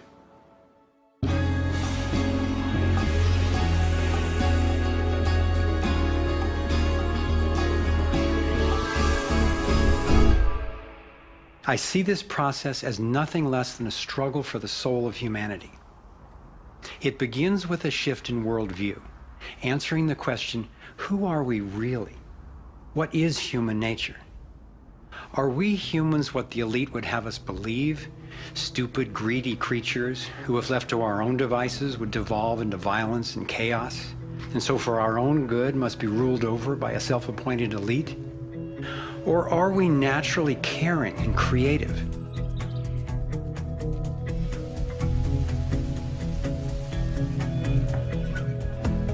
I believe when people are healthy and have what we need to survive, we can create a world based on integrity, freedom, and compassion. A world where everyone can thrive. Which of these two views will shape our future? That's our choice now. The agenda of the ruling elite is the product of a destructive worldview, based on their beliefs that there's not enough to go around, that some people are more deserving than others, and that their own safety depends on maintaining absolute control over the rest of us. In short, their worldview is based on scarcity and fear. But as powerful as they are, the architects of the New World Order cannot create their dreadful vision without our collusion. To stop them, to render their agenda obsolete, we have to wake up. We have to take action. This is like the last effort of a particular phase of civilization. It's its last gasp, really, and I often use the metaphor of the caterpillar becoming the butterfly, because the caterpillar crunches its way through the ecosystem. It's very destructive. It eats 300 times its weight in a day until it's so bloated that it hangs itself up and goes to sleep, and its skin turns into a hardened chrysalis. And then in its body you get these imaginal cells, biologists actually call them that, forming within the caterpillar's body. The caterpillar's body then actually becomes a nutritive soup for those cells. But what's important about that metaphor is that the old and the new coexist for a while. And it's the job of the caterpillar to preserve its life. It's a desperate government that we have now trying to control oil in the Middle East and wanting now to promote nuclear energy and all these things that they know better, but they have to play out the role of protecting themselves. It's their job. And if you love butterflies, you don't go around stepping on caterpillars. So we can't hate them. It doesn't do any good. But if you want alternative energy, you don't ask an oil economy administration to produce it for you. We have to produce it. We imaginal cells have to show that it's cheaper, more efficient, and more effective. Our job is to build a new world. If we had the vision and a worldview that says our crisis is a birth and everybody's needed and everybody will have more of what they truly want, you could turn this desperate world into a renaissance of human creativity and love. It may seem that the controlling elite has all the cards, but we have many advantages of our own. First, let's talk numbers. Very few people are consciously perpetrating the domination agenda. Most of those helping to implement the plan don't understand the full picture of what they're a part of. By my calculations, we outnumber the actual architects of the plan by more than 1,000,000 to 1 in the US alone. Entrepreneur and environmentalist Paul Hawken estimates that there are now well over 1 million organizations in the world that work towards social and environmental justice, comprising the largest social movement in the history of humankind. This movement, when connected electronically, could become a network of networks that will be the most powerful activist force for change ever. If you look at the people who are involved with restoring this earth and stopping the damage and resisting the depredation and nurturing change and reimagining what it means to be a human being, and you're not optimistic, then you might want to get your heart checked, you know, because there is an extraordinary, beautiful, gorgeous, fierce group of people in this world who are taking this on. The second important advantage for us is that all the power centers that the elite control require our participation.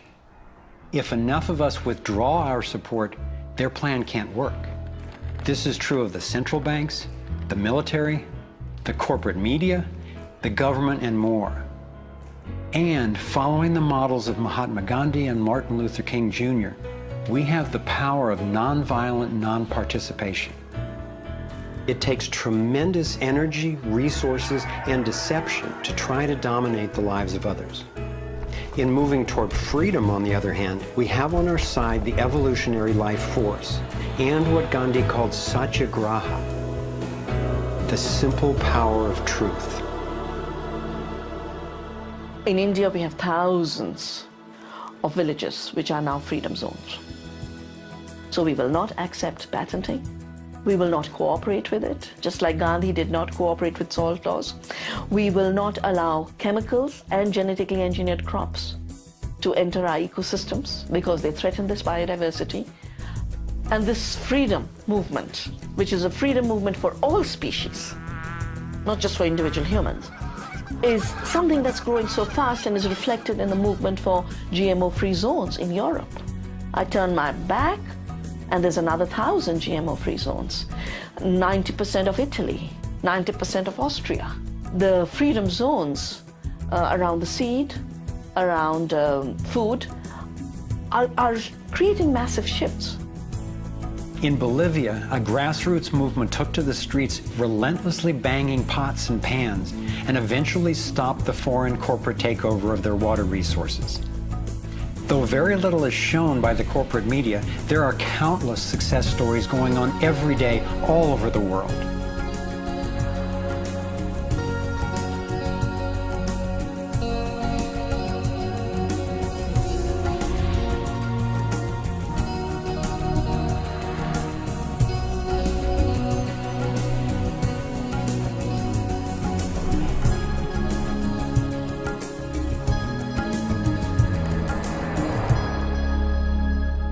I wasn't willing to make this film until I knew there were responses that are a match for the crisis. And now the power of the internet enables us to share the breadth and the depth of this research. We've spent years creating a vast website, thrivemovement.com, that brings it all together and makes the information and what we can do about it accessible to everyone. Here you have your very own navigator module to go deeper into the main subjects covered in the film: code, problem, and solutions. You can study strategies and tactics and connect with others to take high-leverage actions. Every fact stated in this film has been independently verified, and the reference is on our website. This sector navigator facilitates whole systems thinking that recognizes that actions in one area impact all the others. The center of the sector navigator is worldview, because it determines how we experience everything that happens within and around us. In every sector, you'll find critical issues, resources, group strategies, and individual actions to peacefully and productively affect real change. Our resource tree will link you to the people, organizations, and media that we most recommend to help you get more fully educated and engaged. I was encouraged to find that there are a minimum number of actions which, working together, can tip the scales. It's not endless. Once we see the big picture, we'll look at what each of us can do to help accomplish it. Let's take a look at the strategic antidotes to their economic domination. We need to stop any more bailouts of banks or corporations, dismantle the Federal Reserve, withdraw taxpayer support from central banking agencies such as the IMF and World Bank, allow development of alternative currencies and independent banks, and refuse international taxes. My main emphasis is on solutions in the U.S., because that's what I know best. But just as the predicament is global, so are the principles on which the solution strategies are based. Here are some tactical actions that we can take as individuals that don't take much time or money to make a real difference right now. Get informed, speak up, and connect with others. Bank locally. When we move our money out of the big centralized banks and into locally owned banks and credit unions, we defund the problem and fund the solution all in one move. Buy and invest responsibly. Every dollar you spend sends a message. Join the movement to audit and end the Federal Reserve. It's robbing us. Join a coalition to keep the internet fair and open. Don't let anybody take control over it. Support independent media. Get your information from diverse sources and think about who's funding the news you get. Support organic, non-GMO farming. Join movements to bring about honest elections, including traceable paper ballots and campaign finance reform. Congress can only be accountable to us when corporations stop funding them. Advocate for renewable and new energy technology. Bring the conversation about free energy out into the open. It will transform the power dynamic on this planet faster than anything in recorded history. Sign up for critical mass actions. It's a strategy to leverage our power by waiting until a huge number of us agree to participate before taking an action. Imagine 1 million of us acting in unison. Then again, imagine even more.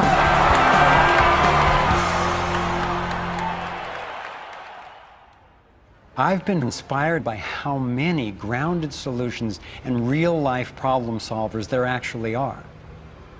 Aquila Sherrills is one person whose work especially touched me.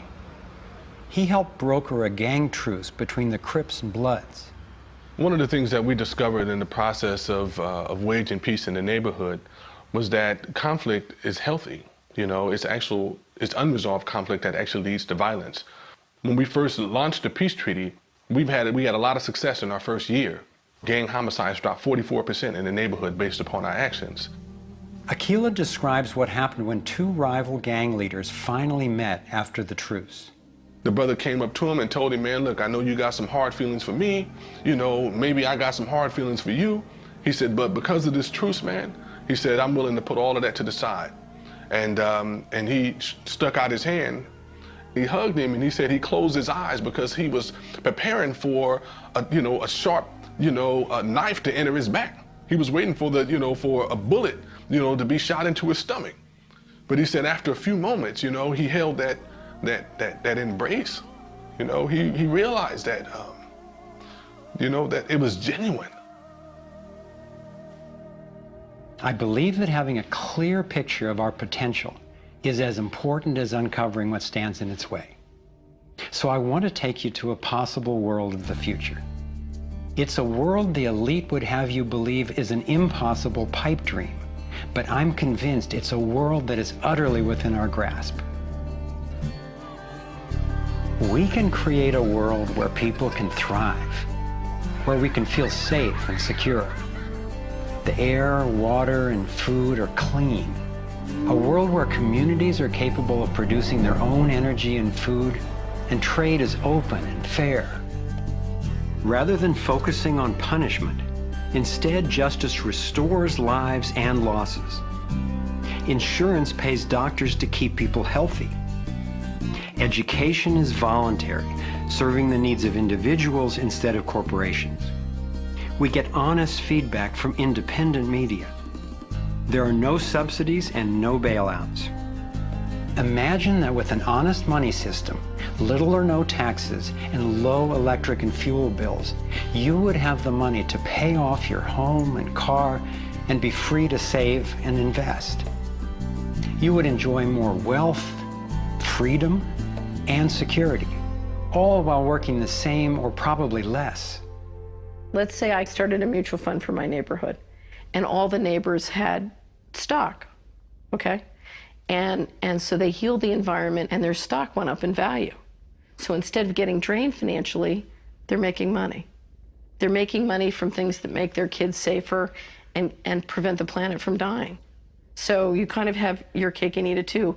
Instead of working all week to make money and then coming home and trying to save the planet on the weekends, you can spend Monday through Friday making money saving the planet and then, go to the beach.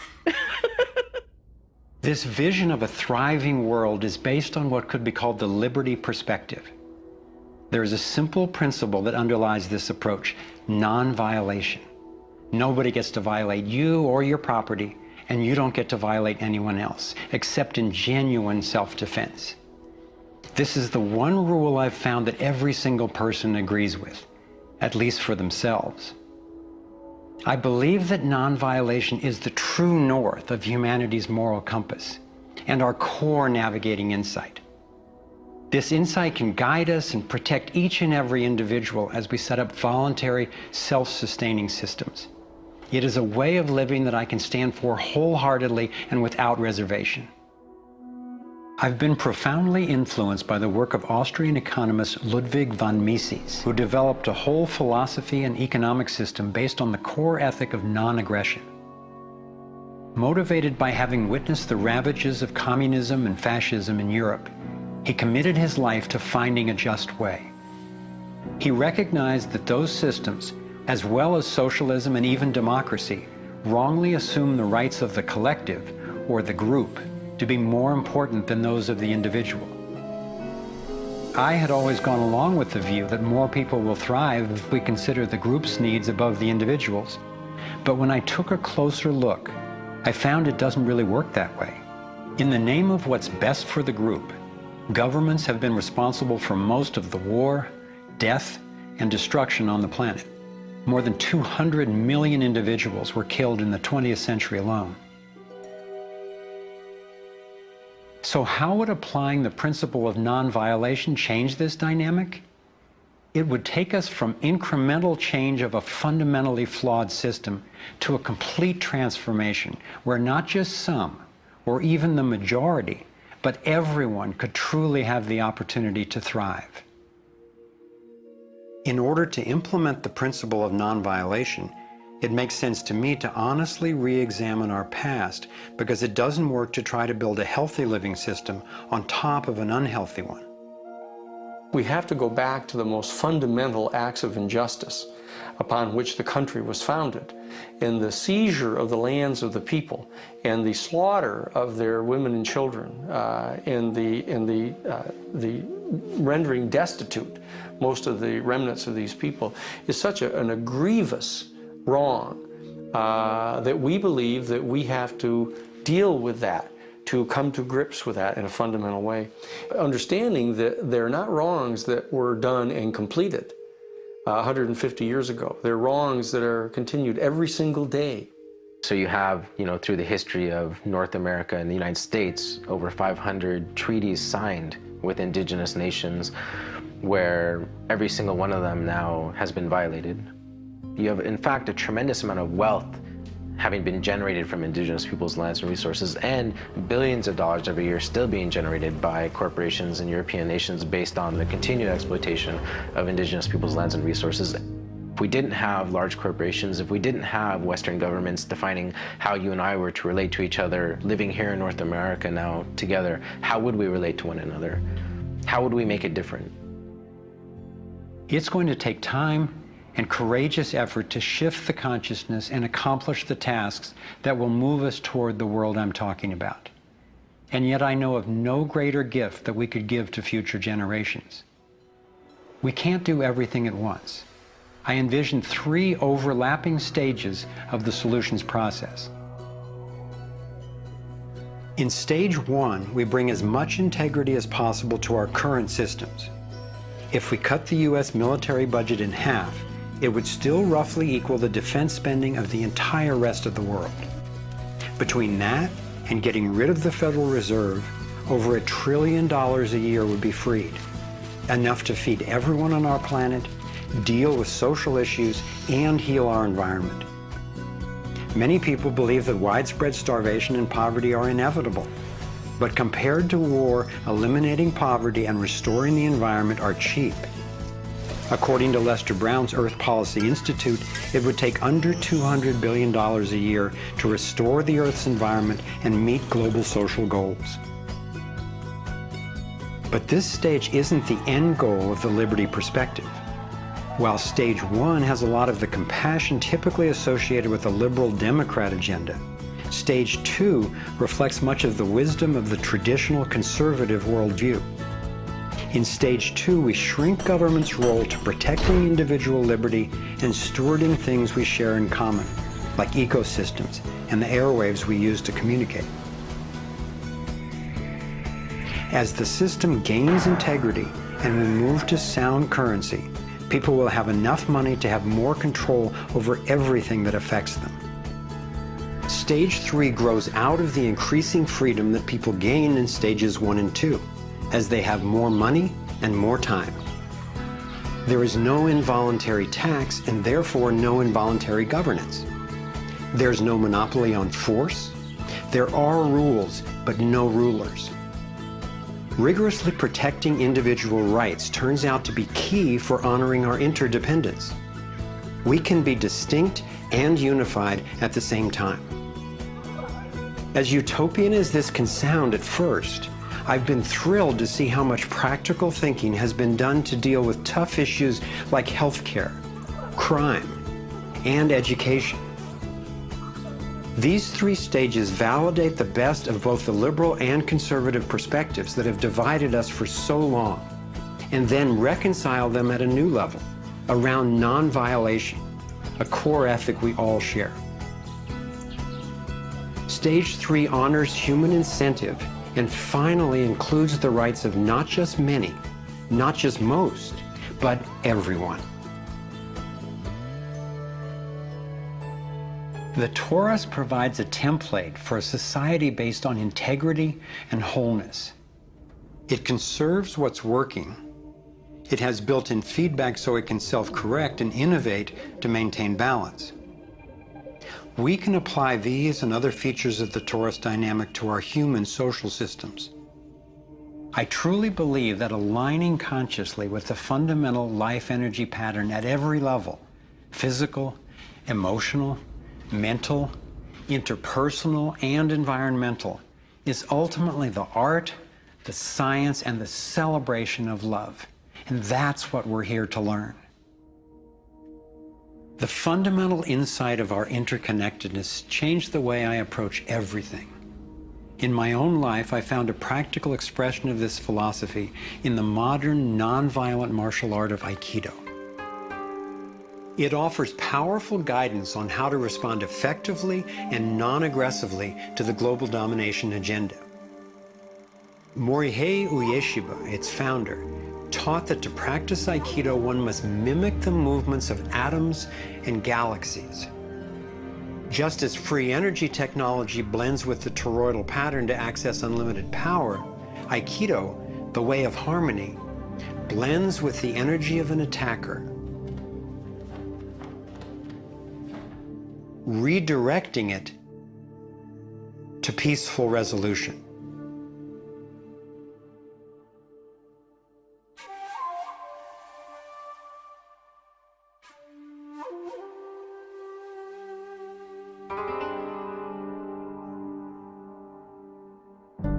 Gandhi and King applied these principles of non-aggressive power at the economic and social levels.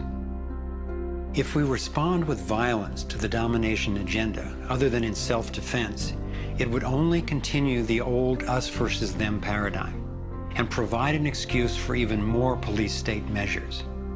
I believe that it's essential, both morally and strategically, that we take the path of non-aggression.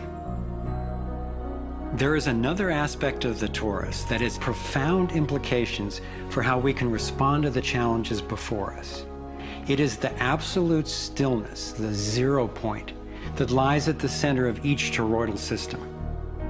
I believe that you and I, as well as every other being, are Torus energy fields, centered by stillness and each connected to one another and to the boundless consciousness of a living universe.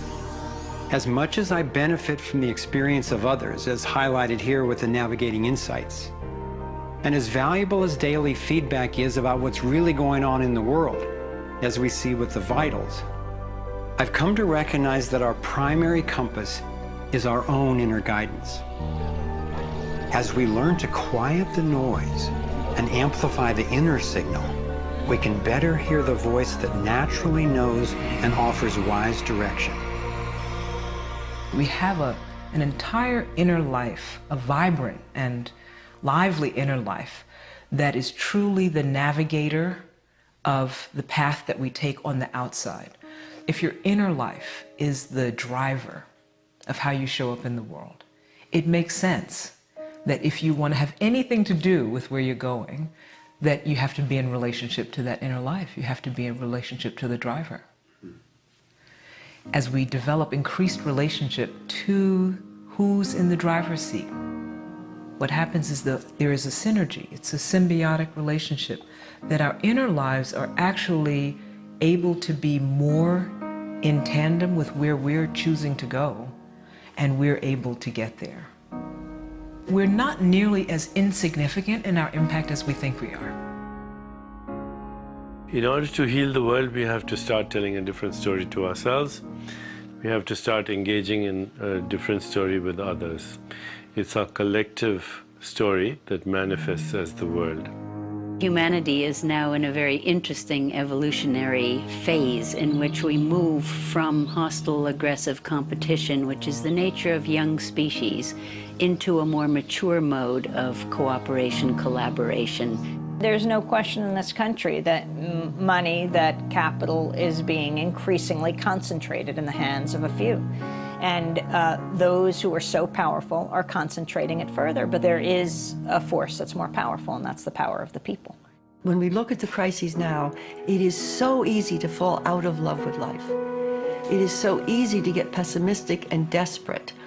But from my perspective, the crisis has matured to the point of being on the threshold of mass awakening, and that feeling inside me gives me the vitality to know that no matter how small what I'm doing looks to me in the face of these huge problems, that the impulse of evolution is not small.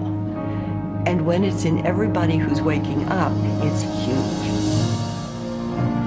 And as more and more of us are waking up, linking up, and daring to speak up, the scheme for global domination is being exposed. And we're discovering solutions that can create the world we yearn for and deserve.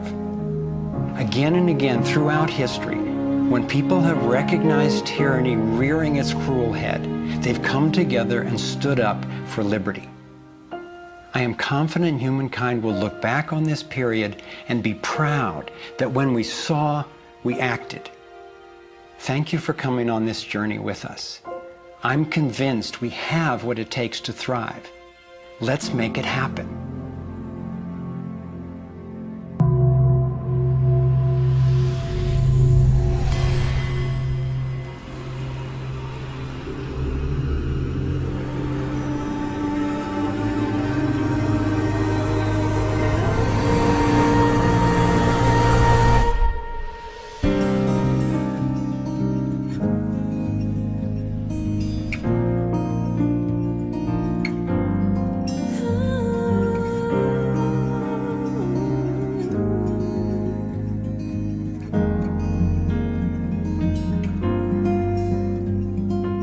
Cycles repeating, the earth is speaking, saying time has come.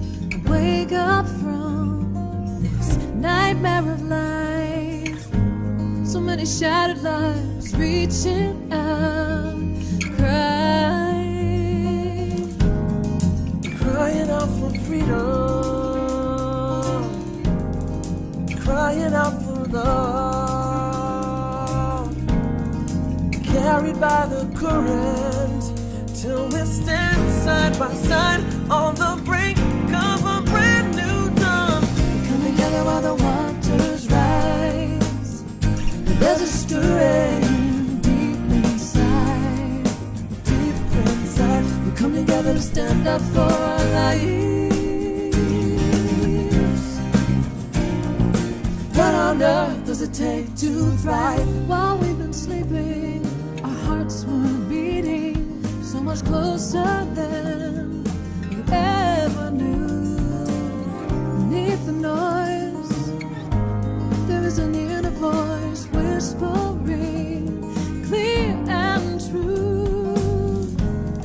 The veils are finally lifting, our ways becoming clear. There's a dream without a limit, and a vision so strong, every person knows they belong. We come together while the waters rise. There's a stirring deep inside, deep inside. We come together to stand up for our lives. What on earth does it take to thrive? We come together while the waters rise.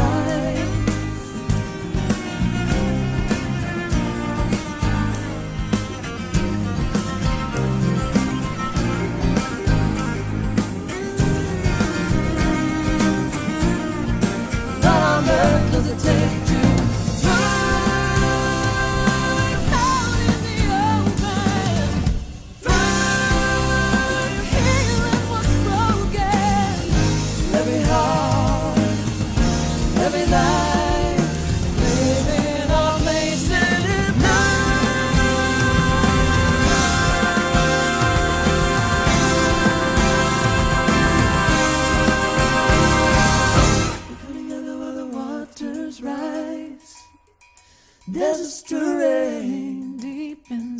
inside, deep inside, come together to stand up for our lives.